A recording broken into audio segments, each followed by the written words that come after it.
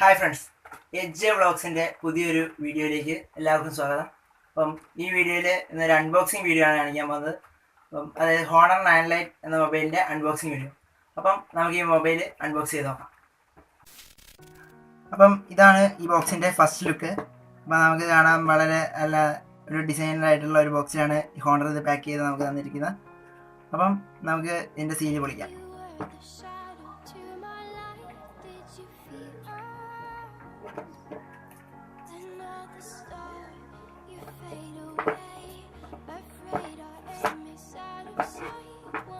ഇങ്ങനെയാണ് ഈ ഫോൺ ഇതിനകത്ത് നമുക്ക് കാണാൻ കഴിയുന്നത്.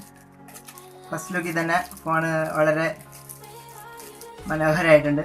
അപ്പം വളരെ പ്രീമിയം ഒരു മൊബൈലിൻ്റെ ലുക്കാണ് ഇത് തന്നിരിക്കുന്നത്. കാണാനും വളരെ മനോഹരമാണ്. നമ്മുടെ കയ്യിൽ ഒതുങ്ങുന്ന രീതിയിലും വളരെ ഫിറ്റായിട്ടാണ് നമുക്ക് ഫോൺ കാണാൻ കഴിയുന്നത്. ഒരുപാട് നല്ല ഫീച്ചേഴ്സൊക്കെ ആയിട്ടാണ് ഈ ഫോൺ ഇറക്കിയിരിക്കുന്നത്. അപ്പം നമുക്ക് ആദ്യം തന്നെ ഇതിൻ്റെ കവറിൻ്റെ മുകളിൽ തന്നെ നമുക്ക് കാണാൻ കഴിയുന്നുണ്ട്. ഒക്ടാ കോർ CPU ആണ്. 2.36 GHz ആണ് ഇതിൻ്റെ CPUവിൻ്റെ ക്ലോക്ക് സ്പീഡ്. 3 GB റാമും 32 GB ഇൻറ്റേർണൽ മെമ്മറി ഇതിനകത്ത് നമുക്ക് കിട്ടുന്നുണ്ട്.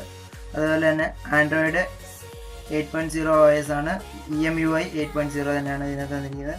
പിന്നെ ഫുൾ HD IPS ഡിസ്പ്ലേ ആണ്. 14.4 cm, അതായത് 5.65 ഇഞ്ചാണ് full HD display. IPS display ആണ് വന്നിരിക്കുന്നത്. പിന്നെ നമുക്ക് കാണാൻ കഴിയുന്നത് 13+2 MB ഫ്രണ്ട് ക്യാമറയും അതേപോലെ തന്നെ ബാക്ക് ക്യാമറയും റിയർ ക്യാമറയും 13+2 MB തന്നെയാണ് റിയർ ക്യാമറയും. ഫ്രണ്ടിലും ബാക്കിലും 2 ക്യാമറ വെച്ചിട്ടുണ്ട്. അപ്പം ഫസ്റ്റ് ലുക്കിൽ തന്നെ നമുക്ക് ഒരു പ്രീമിയം മൊബൈൽ ഫോണിൻ്റെ ലുക്കാണ് ഈ ഹോണർ 9 ലൈറ്റിൽ കാണാൻ കഴിയുന്നത്. അപ്പോൾ നമുക്ക് ഇതിൻ്റെ സിമ്മ് ഒക്കെ എങ്ങനെയാണ് ഇടുന്നതെന്ന് നോക്കാം. ഇതൊരു ഹൈബ്രിഡ് പോർട്ടാണെന്ന് തോന്നുന്നു നമുക്കിവിടെ അവൈലബിൾ ആയിട്ടില്ല. നമുക്കത് തുറന്ന് നോക്കാം.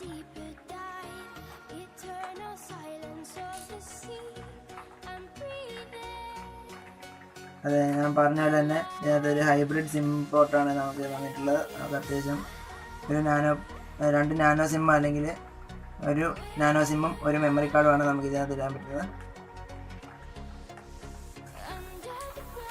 ഇനി നമുക്ക് ഈ ഫോൺ നമുക്ക് ഓപ്പൺ ചെയ്ത് ഓണാക്കി നോക്കാം.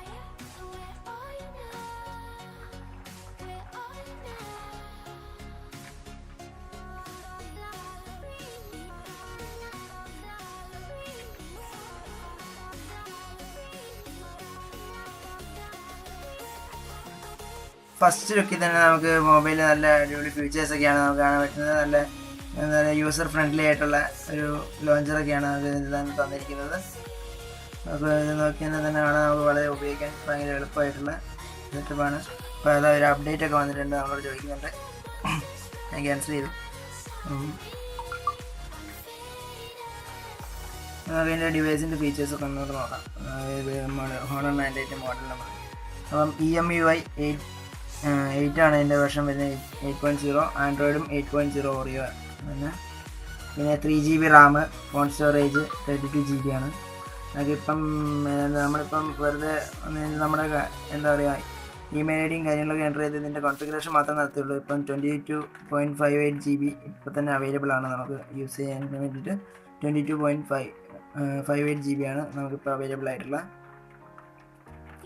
പിന്നെ നമുക്ക് കാണാൻ പറ്റുന്നത് ഇതിൻ്റെ ഫിംഗർ പ്രിൻ്റാണ്. ഫിംഗർ പ്രിൻറ്റ് വളരെ ആക്യുറേറ്റും വളരെ ഫാസ്റ്റ് ആയിട്ടുള്ള ഫിംഗർ പ്രിൻ്റ് അൺലോക്കിംഗ് ആണ്.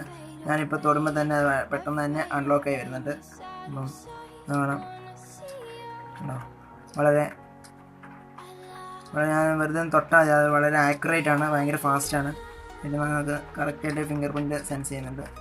അതാണ് ഒരുപാട് നല്ലൊരു ഫീച്ചേഴ്സാണ്. ഇപ്പം ഹോണറിൻ്റെ എല്ലാ മൊബൈലുകളിലും തന്നെ ഭയങ്കര നമുക്ക് ഫിംഗർ പ്രിൻറ്റിൻ്റെ അറേഞ്ച്മെൻറ്റ് തന്നെ നമുക്ക് വളരെ എളുപ്പത്തിൽ തന്നെ നമ്മുടെ വിരൽ കൊണ്ട് വെക്കാൻ പറ്റുന്ന രീതിയിലൊക്കെയാണ് ഇവിടെ നമുക്ക് തന്നിരിക്കുന്നത്.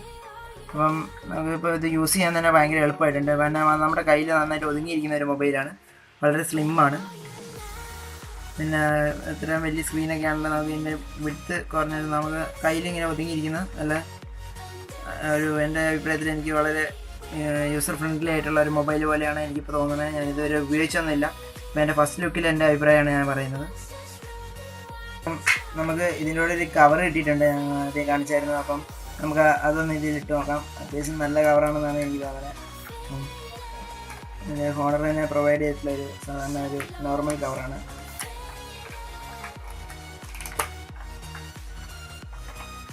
ഫിറ്റ് ആയിട്ടാണ്. ആ കവർ കൂടെ ഇട്ടപ്പം ഫോൺ ഒരു വലിയ വ്യത്യാസമൊന്നും വന്നിട്ടില്ല. വളരെ ഒതുങ്ങി നമുക്ക് ഫിറ്റ് ആയിട്ടുള്ള കവർ തന്നെയാണ്. അതിന് പ്രത്യേകിച്ച് സ്യൂട്ടായിട്ടുള്ള നല്ല വൃത്തിയുള്ളൊരു കവറാണ്.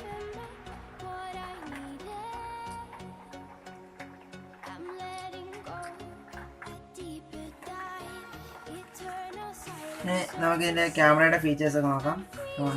ക്യാമറയുടെ ഫീച്ചേഴ്സ് എന്ന് പറഞ്ഞാൽ അത്യാവശ്യം നല്ലൊരു ക്യാമറയാണ് ഇതിനകത്ത് കാണാനായിട്ടുള്ളത്. നല്ല ഒരുപാട് സെറ്റിങ്സ് ഒക്കെ ഉണ്ട് ഇതിനകത്ത്. നമുക്കുണ്ട് ക്യാമറയ്ക്ക് അവൈലബിൾ ആയിട്ടുണ്ട്. 13+2 MB ആണ് അതിൻ്റെ റിയർ ക്യാമറ വരുന്നത്. റിയർ ക്യാമറയിൽ വെച്ച് നമുക്ക് അത്യാവശ്യം നല്ല അടിപൊളി ഫോട്ടോയൊക്കെ നമുക്ക് എടുക്കാൻ പറ്റുന്നുണ്ട്. അടുത്തത് നമുക്കിതിൻ്റെ ഫ്രണ്ട് ക്യാമറ എങ്ങനെയാണെന്ന് നോക്കാം.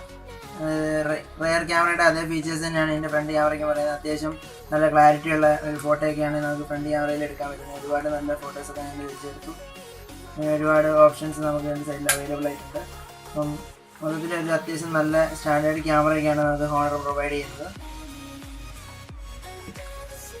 അതുപോലെ തന്നെ ഇതിനകത്ത് കുറച്ച് പ്രീ ഇൻസ്റ്റാൾഡ് ആപ്സ്, ഗൂഗിളിൻ്റെ ആപ്സ് മാത്രമാണ് അതിനകത്ത് അവൈലബിൾ ആയിട്ടുള്ളത്. വേറെ ആപ്ലിക്കേഷൻ ഒന്നും നമുക്ക് ഹോണർ പ്രൊവൈഡ് ചെയ്തിട്ടില്ല.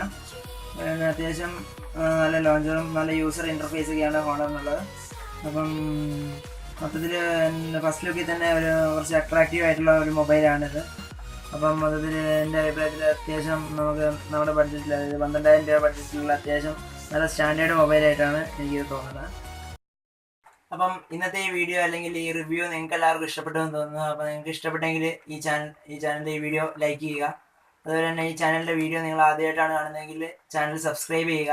അതുപോലെ തന്നെ ഈ വീഡിയോനെ കുറിച്ച് അല്ലെങ്കിൽ ഈ ഫോണിനെ കുറിച്ചുള്ള നിങ്ങളുടെ അഭിപ്രായങ്ങൾ താഴെ കമൻറ്റ് ബോക്സിൽ കമൻറ്റ് ചെയ്യുക. അപ്പം അടുത്തൊരു വീഡിയോ ആയിട്ട് ഇനി വീണ്ടും വരുന്നതുവരെ ബൈ, സീ യു ഗൈസ്.